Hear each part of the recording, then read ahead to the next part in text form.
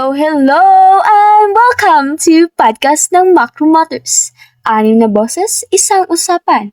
I'm your host, Christine Janice, and today we are talking about something that affects every single Filipino, from your lola in the province to your tito working abroad. And yes, even us, first-year college students. We're talking about inflation. That's right, Christine. Inflation. The rising cost of goods. But today, we're not just throwing around numbers and economic jargon. We wanted to make it personal. We gathered today our fellow speakers to share their stories. Because we all have that one memory, right?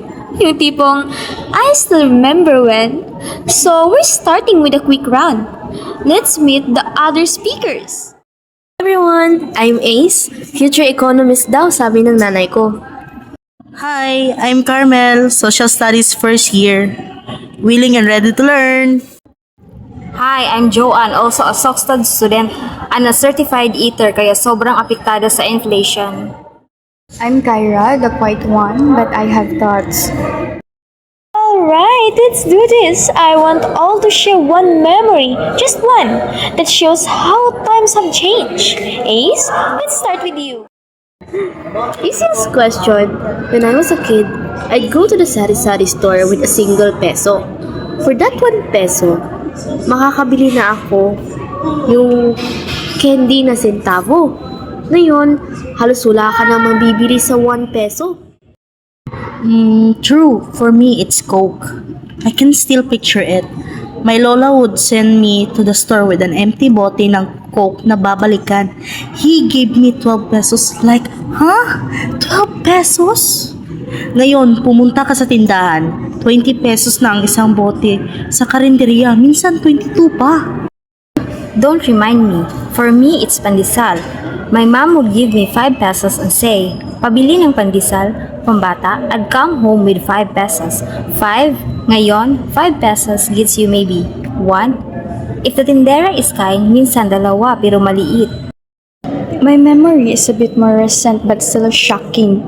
Noong senior high ako, I could survive a whole week with 500 pesos for food, like canteen meals, snacks, and everything. Loaded ako nun.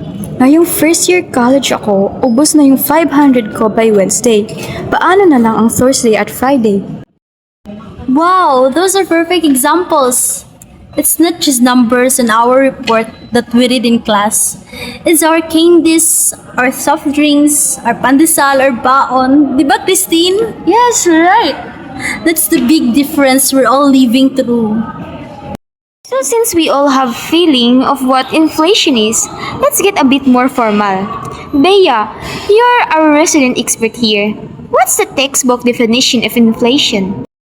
Sure. Sa klase natin sa macroeconomics, tinuro sa atin ang inflation is the sustained increase in the general price level of goods and services over a period of time.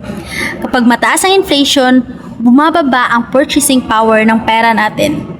Yung 100 pesos mo, lumiliit ang halaga. So, lumiliit ang pera natin without us doing anything? Exactly. Now, let's use the ADAS model or the aggregate demand and aggregate supply to explain why inflation happens. Ganito kasi yun. Madalawang main types ng inflation. Yung una, yung tinatawag nating demand pull inflation. Ito ay kapag masyadong mataas ang aggregate demand kumpara sa aggregate supply. In short, maraming pera ang tao. Marami silang gustong bilhin. Pero konti ang available na produkto. So, nagtataasan ang presyo. Parang noong pandemic. Nagkaroon ng panic buying. Sobrang daming bumibili ng canned foods at noodles. Nauubos agad, kaya tumataas ang presyo. So, parang nag-aagawan sa kunting supply? Oo, parang competition sa pagbili. Pangalawa, cost push inflation. Ito ay dahil sa pagtaas ng cost ng production. Yung sinasabi natin kanina about oil crisis, classic example ng cost push inflation yun. Yung gera sa Middle East, Yes, tama. The Philippines imports a lot of our oil. When there's a war or conflict in oil-producing regions like Middle East, the global supply gets disrupted. Supply goes down so the price per barrel goes up. Kapag tumaas ang krudo, tumataas ang pamasahe ng mga trucks na nagdi-deliver ng goods. Tumataas ang kuryente ng mga pabrika, tumataas ang fertilizers para sa magsasaka, lahat increase yan ng increase ipapasa ng producers sa consumers. So tayo, kaya tumataas ang presyo ng bilihin dito sa Bohol, kahit malayo tayo sa giyera. So, interconnected pala ang lahat. Yung problema sa Middle East, diretso sa busa natin dito sa Pilipinas. Ang layo pero ang lapit ng impact. Yes, exactly, Kyra. Now, paano naman ang GDP? Ang GDP o Gross Domestic Product is the total value of goods and services produced in a country. Kapag tumaas ang inflation, nagiging uncertain ang economy. Mga businesses nag-aalangan na mag-expand. Ang mga consumers nag-iipon imbes na gumastos. Kapag bumagal ang spending at investment, bumabagal din ang paglago ng GDP. Pwedeng mag-lead sa recession. Pwede. Sa business cycle, we have 4 phases: expansion, peak, contraction, and trough. Kapag tumaas ng sobra ang inflation, pwedeng pumasok tayo sa contraction phase. Bumabagal ang ekonomiya, nawawala ng trabaho ang mga tao, nagsasara ang mga negosyo. Kaya nga, sabi ng mga economists, hindi lang dapat mababa ang inflation, dapat stable din. Parang vital signs ng katawan ng inflation. Kapag sobrang taas, nilalagnat ang ekonomiya. Kapag sobrang baba naman, pakahihina naman. Yes, Carmel, perfect analogy. Now that we understand the why, let's talk about the so what. What are the actual effects of inflation on us, and on businesses, and on the whole economy? Sa tao, sa consumers, direkta ang epekto. Bumababa ang purchasing power. Yung sinabi kong candy dati, ₱1, ngayon, wala na. Yung mga magulang natin, hirap mag-budget. Yung mga senior citizens na fix ang pension, sobrang naapektuhan. Yung minimum wage earners, lumiliit ang kita kahit hindi naman bumababa ang sahod nila. Sa business naman, lalo na sa maliliit, yung mga sari-sari store, yung mga tindera sa palengke dito sa Bohol, sila yung nasa frontline. Bumibili sila ng paninda sa mataas na presyo, so kailangan din nilang magtaas. Pero kapag nagtaas sila, bumababa ang customers nila. Iikot lang ang pera pero konti ang kita. Tapos yung mga malalaking businesses, nag-aalangan na silang mag-expand. Kung uncertain ang ekonomiya, baka mag-freeze sila muna ng hiring. So yung mga fresh graduates, in a few years, mas mahirapan silang makahanap ng trabaho. Dito sa Bohol, apektado rin ang tourism. Kung mahal ang bilihin dito, magiging mas mahal ang mag-tour dito sa Bohol. Yung mga backpackers and budget travelers, baka mag-isip-isip na. Pwede silang pumunta sa ibang lugar na mas mura. Sa buong ekonomiya, nagkakaroon ng uncertainty. Ang mga investors, natatakot sila na mag-invest, bumabagal ang economic growth at pwede rin tumaas ang unemployment rate. At yung pinakamasakit, yung mga mahihirap na pamilya ay lalong nahihirapan na umahon sa kahirapan. Let's not forget inflation affects everyone, but it does not affect everyone equally. Ang mayayaman, kaya nilang i-adjust. Ang mahihirap, wala nang adjustment. Ubus na agad ang kita. That's why addressing inflation is also a matter of social justice. Well said, Christine. Ang inflation, hindi lang economic issue. It's a social issue. It's a moral issue. So, we've identified the problem. Now, for the most important part, what can be done? Let us split this into 2. What the government can do and what we, as ordinary citizens, can do. Christine, let's start with the government. For the government, there are 2 main approaches, monetary policy at saka ang fiscal policy. So ano nga ba ang monetary policy? Ito ang ginagawa ng Bangko Sentral ng Pilipinas. So ano ang kanilang ginagawa? Tinataasan ang interest rates. Kapag mahal ang utang, hihina ang spending, hihina ang demand, at babagal ang pagtaas ng presyo. Pangalawa, i-intervene sa foreign exchange market para hindi masyadong bumaba ang peso. Ang pangalawa naman, ang tinatawag nating fiscal policy. Ito ang ginagawa ng pamahalaan. Binibigyan ng pamahalaan ng subsidies ang transport sector at agrikultura para hindi masyadong tumaas ang presyo ng bilihin. Pangalawa, bawasan ang tariffs o buhis sa imported goods para maging mura ang mga produkto.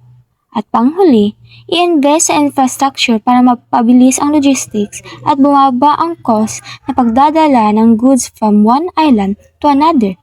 Important ito sa atin dito sa Bohol. At saka dapat suportahan ng local producers, yung farmers natin, bigyan ng tamang suporta like seeds, fertilizers, training para hindi tayo masyadong umaasa sa imports. Yun ang structural solution. And maging involved sa komunidad. Sumali sa mga discussions, alamin ang mga programa ng lokal na gobyerno. Kung may mali, magsalita. Kung may tama, suportahan. The social studies students, what is our special rule? Eto na yung pinakamagandang part. Bilang social students, tayo yung may responsibilidad na mag-aral, mag-analisa, at magbahagi. Educate and raise awareness. Hindi lahat ng tao naiintindihan ang inflation. Pwede nating ipaliwanag sa simpleng paraan, sa pamilya, sa kaibigan, sa social media. Gawin nating mas simple ang paliwanag para maintindihan ng lahat. Siguro sa akin yung conduct research. Pwede tayong gumawa sa pag-aaral tungkol sa epekto ng inflation dito sa Bohol. Interviewin ang mga tindera sa merkado, mga drivers, or even mga farmers.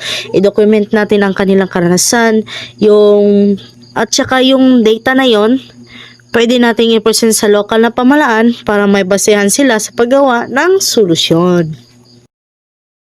Engage with the community. Hindi pwedeng nasa loob lang tayo ng classroom. Kailangan nating lumabas at makipag-usap sa mga tao.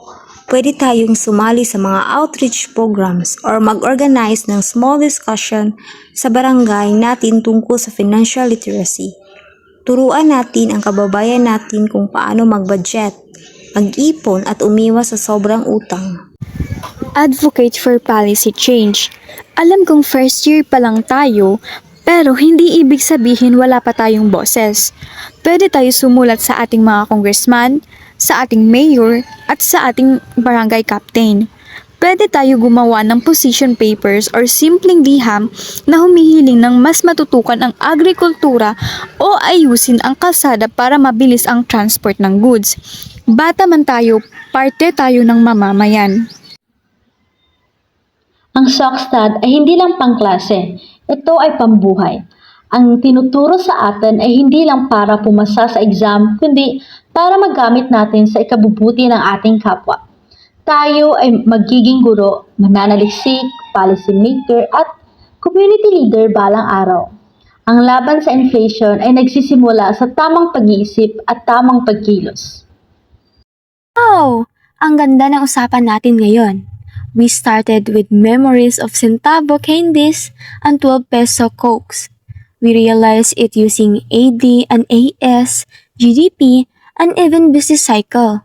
We talked about the impact on people, businesses, and the economy here in Bohol.